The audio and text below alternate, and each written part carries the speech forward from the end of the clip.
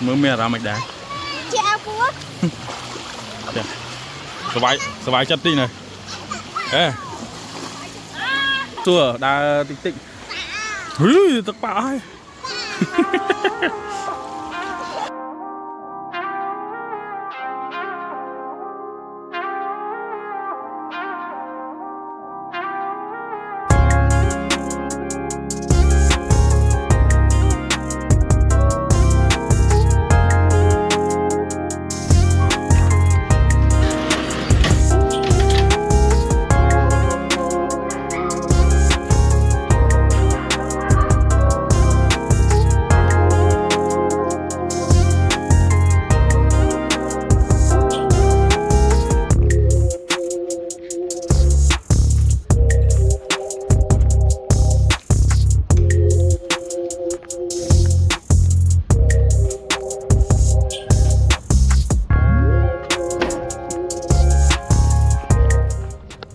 สุดท้ายมองบนต่างออกนี้ส่วนสมาคมการบล็อกทำไมระบบขยม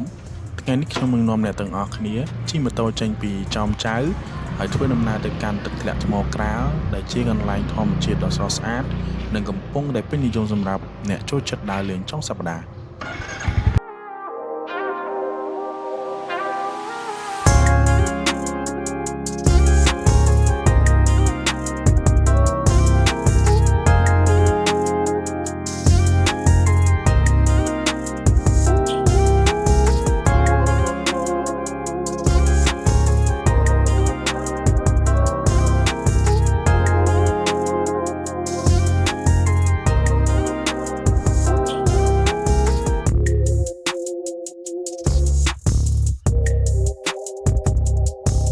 ទឹកធ្លាក់ថ្មក្រាលមានទីតាំងនៅភូមិកោះខ្ទុំឃុំជាបស្រុកទឹកផុសខេត្តកំពង់ឆ្នាំងដែលមានចម្ងាយប្រហែល57គីឡូម៉ែត្រពីក្រុងកំពង់ឆ្នាំងនៅទីនេះជាសហគមន៍អេកូទេសចរណ៍ធម្មជាតិដែលមានទឹកធ្លាក់ហូរលើផ្ទាំងថ្មធំៗព័ទ្ធជុំវិញដោយព្រៃភ្នំហើយស្រស់ស្អាតជាពិសេសនៅរដូវវស្សា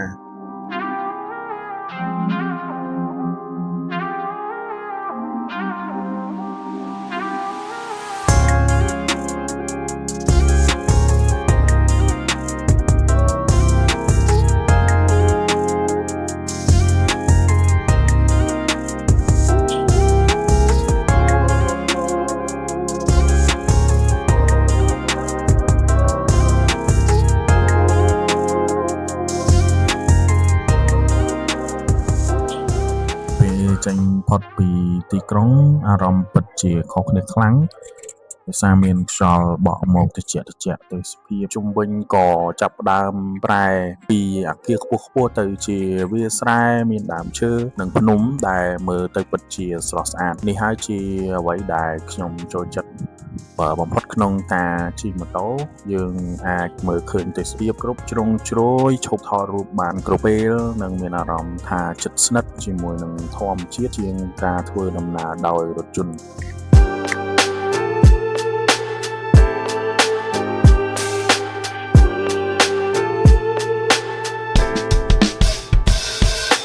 Writing in the margins of my mind all day, sipping herbal in the morning just to feel okay. Had a dream I was water just flowing through space, till I landed on the record that my grandma would play. Talk sweet like jazz in the park after rain. What the grass smell green and the air feels sane. Put the phone on mute, let the silence explain. I don't need much, just a book in the brain. Used to chase things that would run from me. Now I sit still, let the peace come free. Paint a verse in the sky with a loose leaf. While the moon do a dance with a soft oak tree. Let it ride, let it be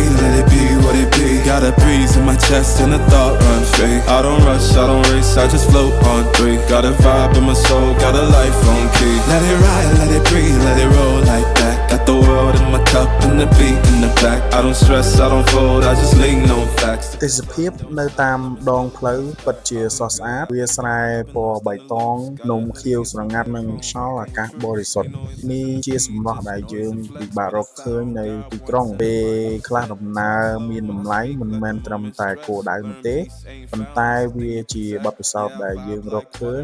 នៅតាមដងផ្លូវ Still deep like my grandma's grits. City move fast, but I drift like smoke. Let the rhythm in my chest be the way I cope. Wrote a song for the days that feel soft and broke. What a healing, don't shout, but it still got hope. Let it ride, let it be, let it be what it be. Got a breeze in my chest and the thought run free. I don't rush, I don't race, I just float on three. Got a vibe in my soul, got a life on key. Let it ride, let it breathe, let it roll like that. Got the world in my cup and the beat in the back. I don't stress, I don't fold, I just lean on facts. If the sun don't shine, I'ma still bounce back. Let it ride, let it breathe, let it be what it be. Got a breeze in my chest and a thought run free. I don't rush, I don't race, I just float on three. Got a vibe in my soul, got a life on key. Let it ride, let it breathe, let it roll like that. Got the world in my cup and the beat in the back. I don't stress, I don't fold, I just lean on facts. If the sun don't shine, I'ma still bounce back.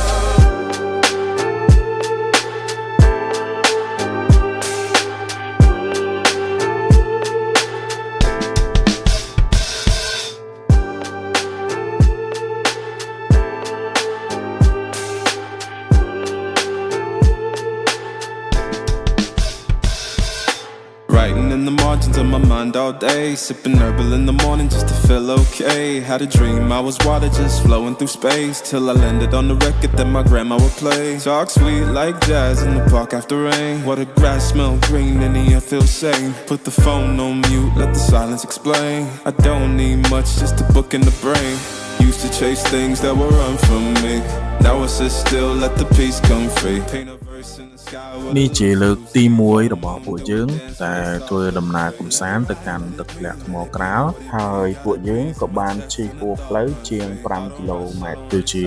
មូលហេតុដែលពួកយើងចាយពេលវេលាធ្វើដំណើរកាន់តែយូរទើបទៅដល់ the world in my cup and the beat in the back. I don't stress, I don't fold, I just lean on facts. If the sun don't shine, I'ma still bounce back. I've been good, I've been gone, I've been lost in the loops. Got a hoodie and some headphones, walking with troops. Ain't no inches in the feed, just noise and flex. But I found God once in a vinyl set. Talk slow when I speak, let the moment stretch. Learn peace ain't found, it's a thing you protect. Yeah, I vibe like water, I change and shift. But the roots still deep like my grandma's grits. City move fast, but I drift like smoke. Let the rhythm in my chest be the way I cope. Wrote a song for the days that feel soft and broke. What a healing, don't shout, but it still got hope. Let it ride, let it breathe, let it be what it be. Got a breeze in my chest and the thought run free. I don't rush, I don't race, I just float on three. Got a vibe in my soul, got a life on key. Let it ride, let it breathe, let it roll like that. Got the world in my cup and the beat in the back. I don't stress, I don't fold, I just lean on facts. If the sun don't shine, I'ma still bounce back. Let it ride, let it be, let it be what it be. Got a breeze in my chest and a thought. បន្ទាប់ពីពួកយើងបានត្រឡប់មកផ្លូវត្រូវវិញឥឡូវពួកយើងបានមកដល់ផ្លូវភូមិហើយពួកយើងក៏បានឃើញភូមិតូចៗអ្នកស្រុកកំពុងធ្វើស្រែធ្វើចម្ការហើយមានក្មេងៗរត់លេងយ៉ាងសប្បាយរីករាយភាពបែបនេះធ្វើឲ្យខ្ញុំមានអារម្មណ៍ស្ងប់ស្ងាត់និងស្រស់ស្រាយខ្លាំងណាស់បើសិនជាបងប្អូនមានគម្រោងចង់មកលេងនៅតំបន់នេះខ្ញុំសូមណែនាំបងប្អូនឲ្យត្រួតពិនិត្យយានយន្តរបស់បងប្អូនឲ្យរួចរាល់ដើម្បីសុវត្ថិភាពបងប្អូនក្នុងការធ្វើដំណើរព្រោះនៅតំបន់ជិតដល់ទឹកធ្លាក់ផ្លូវខ្លះកំពុងតែជួសជុល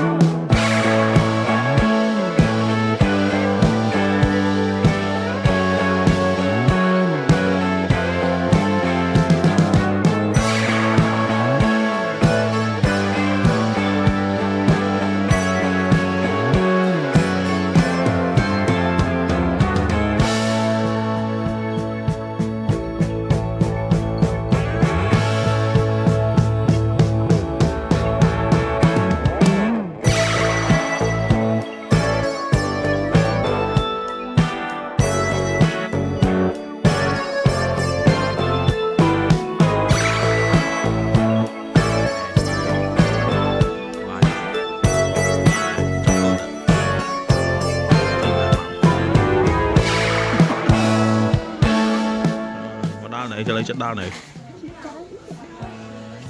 trộn chỉ mong một lần khmai khmai rồi mà nếu mua heo bay này đấy rồi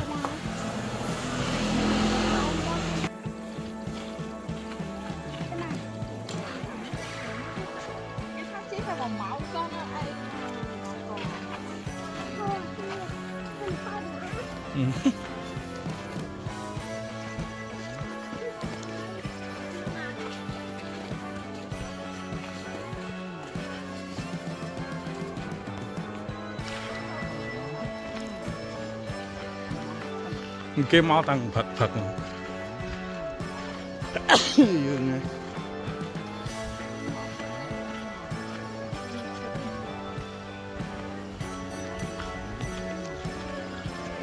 បន្ទាប់ពីចំណាយពេលជិះម៉ូតូយ៉ាងយូរ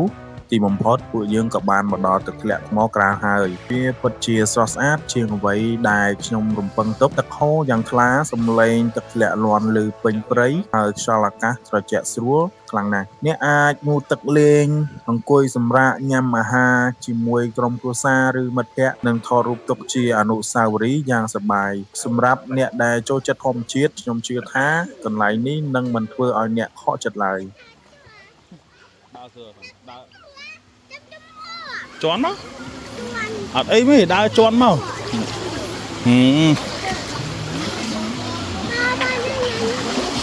ហើយនោះគេលេងហ្នឹងនោះដើរឡើងនោះខ្សាច់ដើរទៅឡើងនោះខ្សាច់ដើររាវណា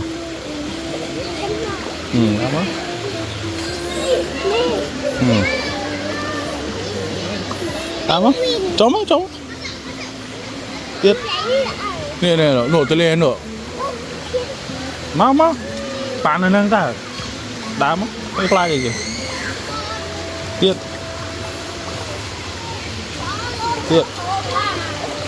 មកយូរក៏ដុំឆែបដើរឡើងជន់ឡើងសសក៏មិនសាច់អូទៅ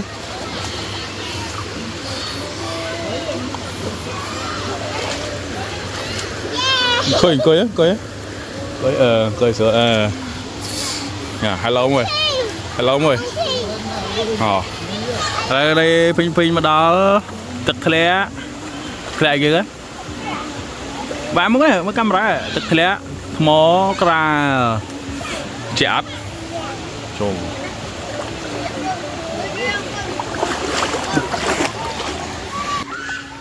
ông chạy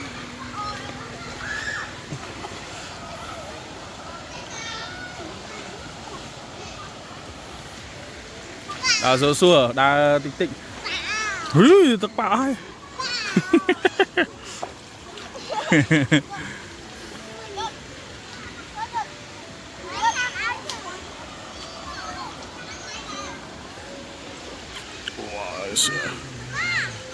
chả nè đám nè nè con đá cho là so nè phình ê cho nè so vậy sang sạch là cho năng mắt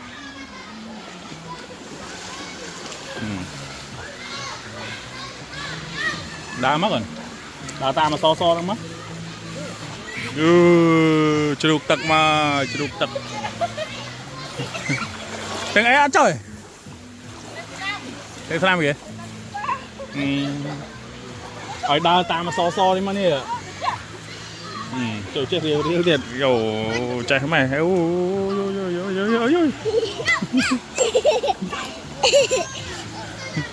chạy cút đó ê lấy cho camera đó lụt nè mà cho nè lên lại sạch vậy còn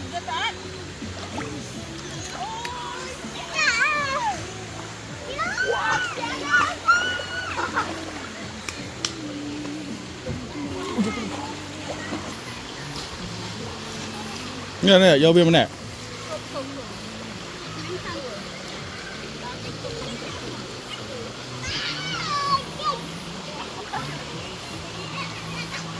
mới mẹ ra mạch đá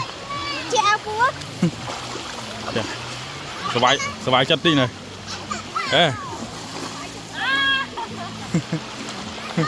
Thế rau chiếp ôn.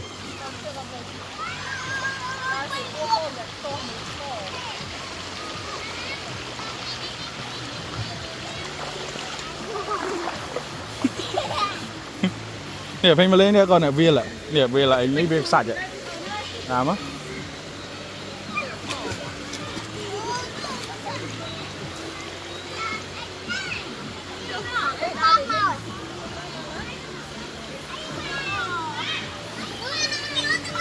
Cô nhá.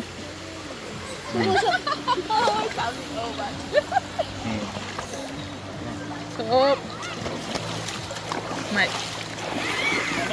phải cắm tên cho là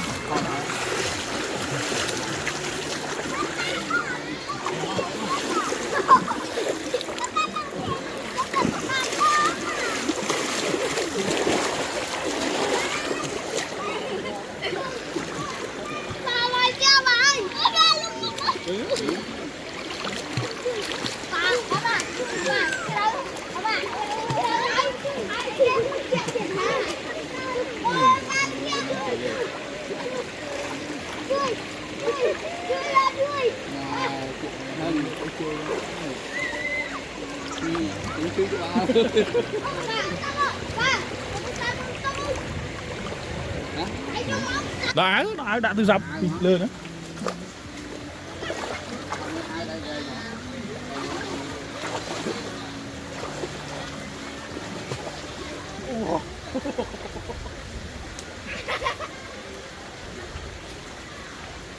Tiệt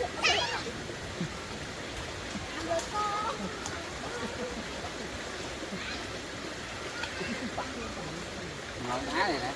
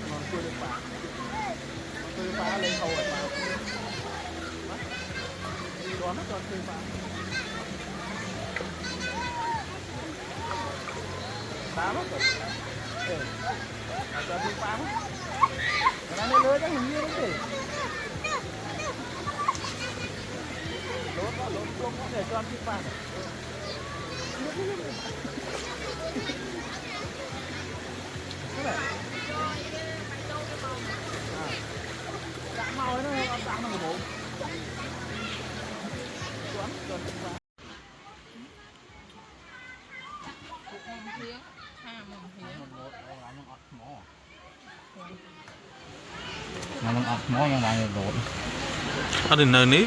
bạn ấy thu thay mà mẹ đôi tập đôi ấy đôi lụa thò mà nào sơi thay này sơi thay đây thò mà đa tu từ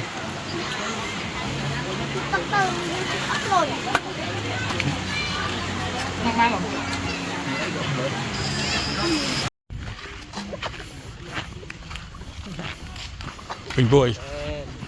bình vui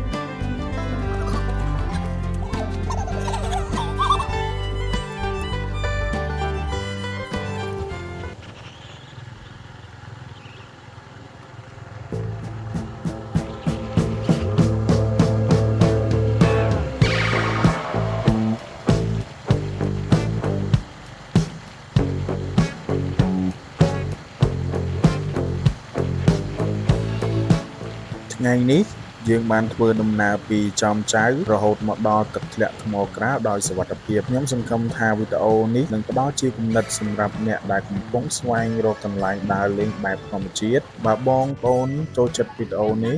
សូមកុំភ្លេចចុច like comment និង subscribe ដើម្បីគាំទ្រ channel របស់ខ្ញុំសូមអរគុណសម្រាប់ការទស្សនាយើងជួបគ្នានៅដំណើរកម្សាន្តបន្ទាប់សូមធ្វើដំណើរដោយសុវត្ថិភាពទាំងអស់គ្នា